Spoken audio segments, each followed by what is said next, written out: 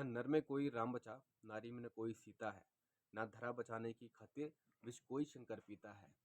ना नर में कोई राम बचा, नारी में न कोई सीता है। ना धरा बचाने की खातिर विष कोई शंकर पीता है। ना श्री कृष्ण सा धर्म अधर्म का किसी में ज्ञान बचा है। ना श्री कृष्ण सा धर्म अधर्म का किसी में ज्ञान बचा है। ना हरिश्चंद्र सा सत्य यहाँ पर किसी में रचा बसा है। ना गौतम बुद्ध सा धैर्य बचा, ना नानक जी सा परम त्याग। ना गौतम बुद्ध सा धैर्य बचा, ना नानक जी सा परम त्याग। फिर नाच रही नर के अंदर उस प्रतिशोध की कुटिल आग। फिर बोलो उस स्वर्णिम युग का क्या अंश बाकी तुम में।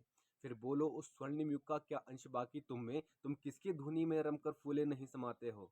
तुम स्वयं को श्रेष्ठ बताते हो। तुम भी भीष्म पितामह की भांति खुद की जिद पर अड़े रहोगे। तुम शकुनी के षड्यंत्रों से घृणित रहोगे, दंग रहोगे।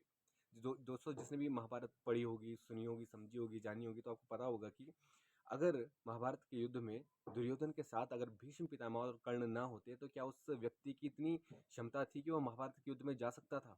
और वो दोनों क्यों तैयार हुए एक अधर्मी के साथ जाने के लिए, क्योंकि उस अधर्मी ने उनको उनके धर्म का वास्ता दिया था। धर्म का मतलब हिंदू या सनातन नहीं है। अगर आप कभी गीता पढ़ोगे तो आपको धर्म का मतलब समझ में आएगा। मतलब कि भगवान के होते हुए भी, श्री कृष्ण के होते हुए भी अगर कोई किसी को धर्म के अधर्म के रास्ते पर ला सकता है तो आज के युग में तो धर्म है ही नहीं, भगवान है ही नहीं। तो फिर तभी ये पंक्ति कहता हूँ आपके सामने कि तुम भी भीष्म पितामह की भांति खुद की जिद पर अड़े रहोगे। तुम शकुनी के षड्यंत्रों से घृणित रहोगे, दंग रहोगे। तुम कर्ण के साथ रहकर भी दुर्योधन के संग रहोगे। एक दुर्योधन फिर सत्ता के लिए फिर से युद्ध में आएगा, कुछ अधर्मियों के अंदर फिर से धर्म जगाएगा और फिर उस धर्म की चीलम फूंक फूंक कर तुम मतवाले होते जाओगे। तुम स्वयं को हमेशा श्रेष्ठ बताओगे।